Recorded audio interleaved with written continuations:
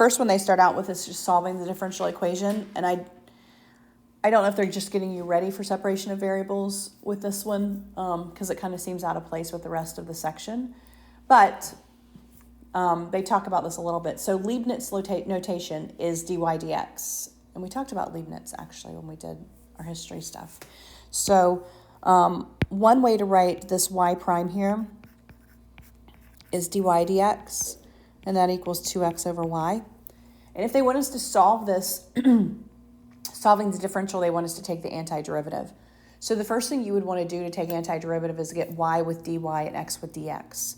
So that when you take the antiderivative, you're taking it of those two functions, are those variables in and of themselves. So I would actually multiply this side by y to get it out of there, and I would multiply that side by dx to get it out of there. So I ended up with y dy equals 2x dx. They do that in the book, but they don't explain why they do that.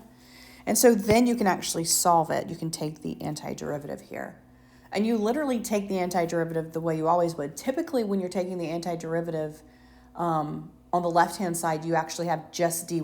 So that's where, if you think of it like this, y equals something like 2x.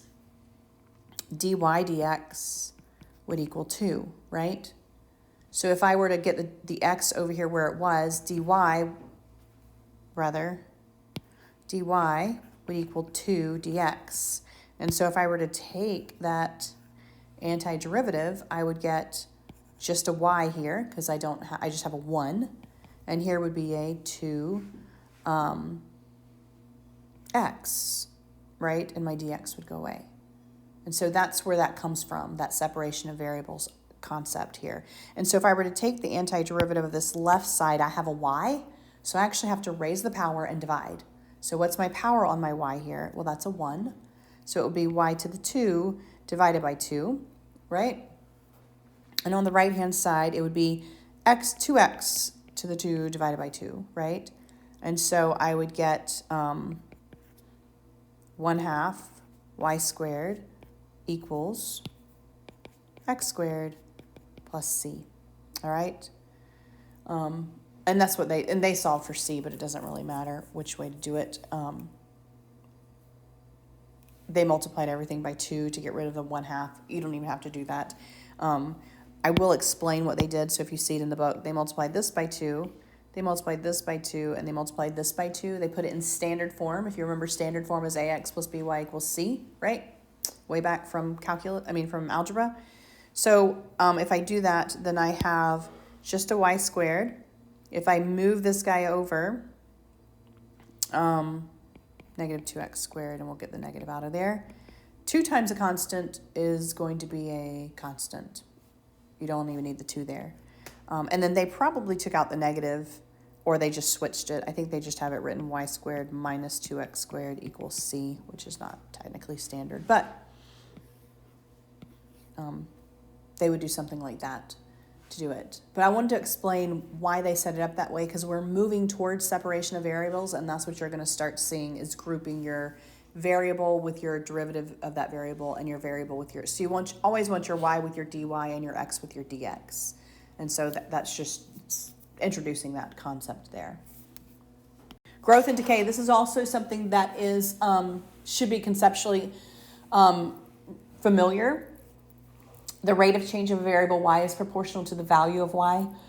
If y is a function of time, the proportion can be written as follows: dy dt equals k times y. If you remember direct variation, this is similar to that, y equals k times x. Remember, if x directly varies as y. We talked about it probably in Algebra 2, direct variation. And then they give you this exponential growth and decay model. This exponential growth and decay model should look extremely familiar. Y equals c e to the kt. This looks vaguely like y equals p e to the rt. I'm just saying, all right? C being your initial amount, typically, initial value. K is the proportionality constant, also known as your rate of decay or growth, right? And then T is your time. When k is greater than 0, so when this value k is greater than 0, it is growth, and when it is less than 0, it is decay. Makes sense, because what happens is greater than 0 keeps it in the numerator position, so it's going to keep getting bigger, right? Negative k would put it in the denominator position, which would make it get smaller, all right, because you're multiplying by a fraction.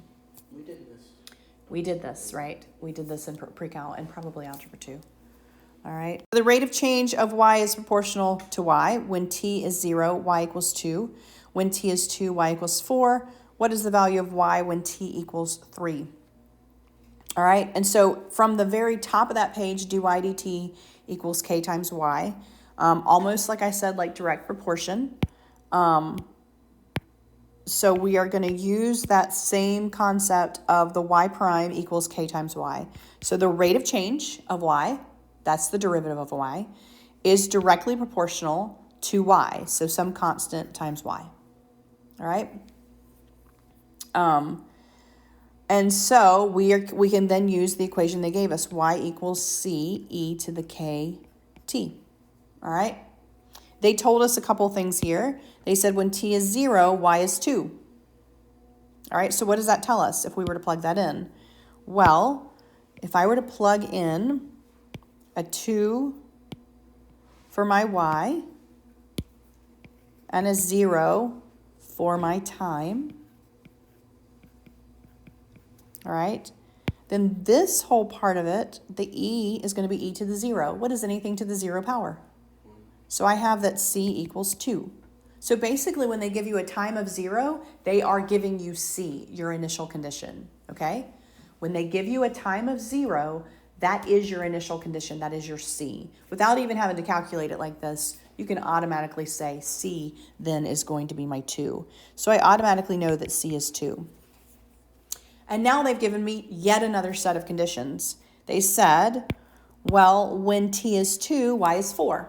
So we're going to set that one up. Y is 4.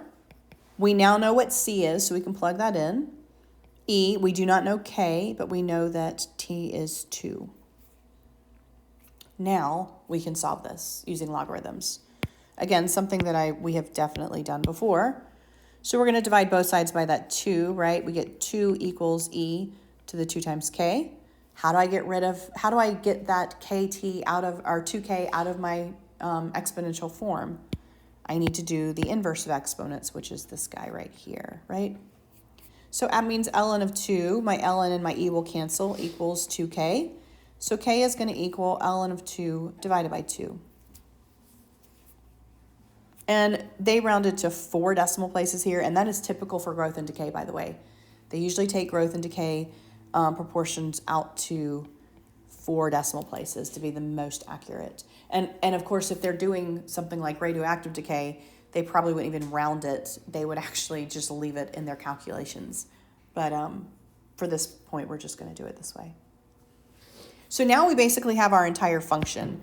We have our k and our c. So our new function is going to look like this. Y equals 2 e to the 0.3466 t. And that's our growth equation, all right? It is growth because k is positive, all right? So it is growing, but it is a positive rate there, all right? So they want to know the last thing. The last thing they ask us is, what's y when t is 3? So what happens when t is 3?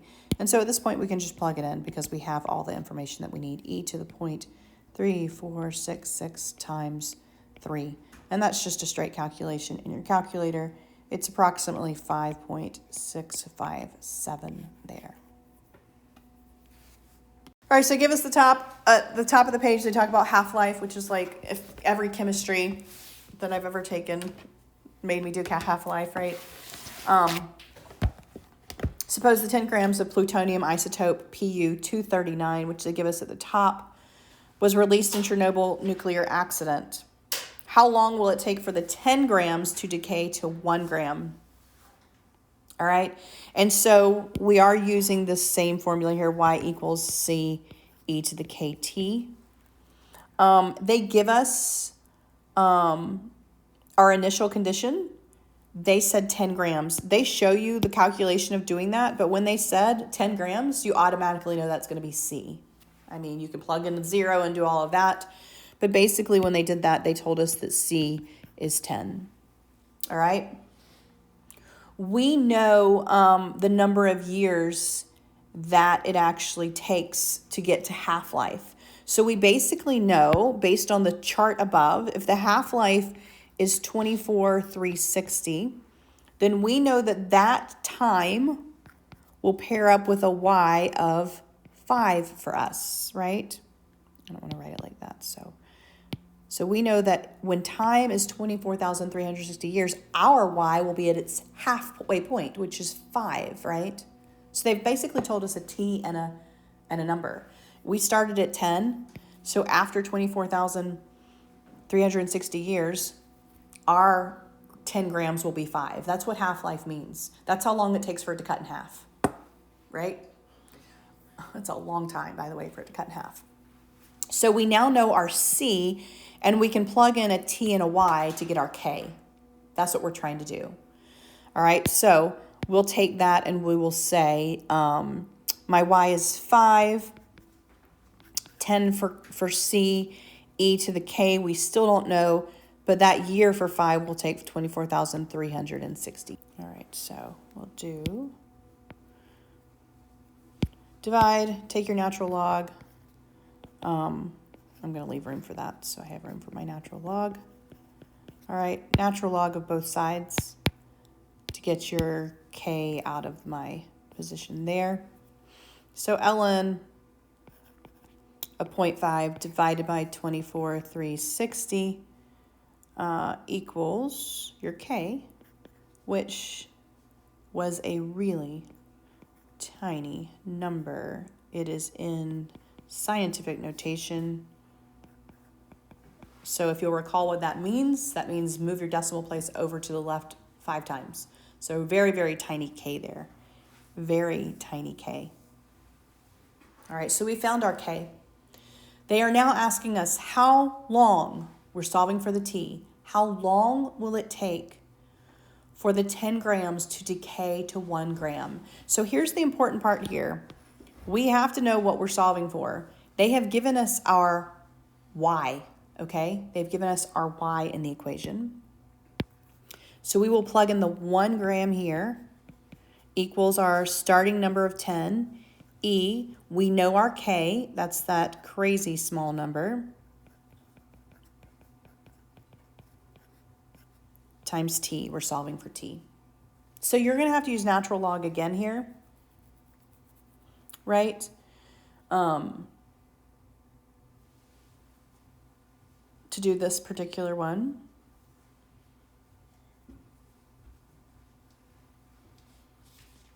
And actually, when you solve this guy, you get approximately 80,923 years for 10 grams to decay to 1 gram.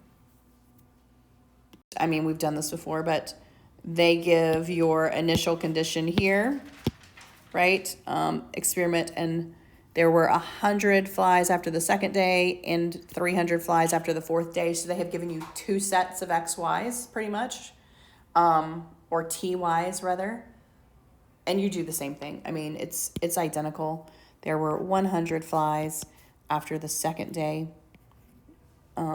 E to the K times 2. And then there were 300 flies after the 4th day.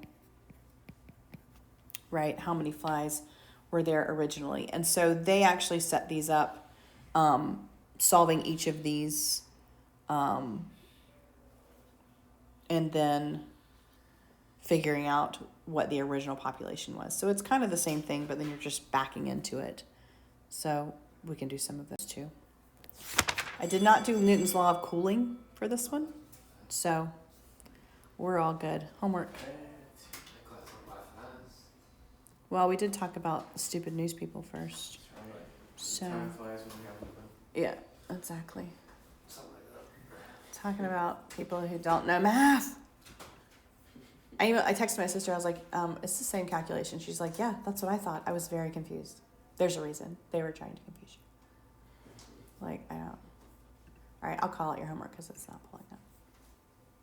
All right, homework. I think I just have like 3 problems. It's in RunWeb. Page 359, number 83. Just do 10 years for that one. Don't do the whole chart. And 366, 5, and 23.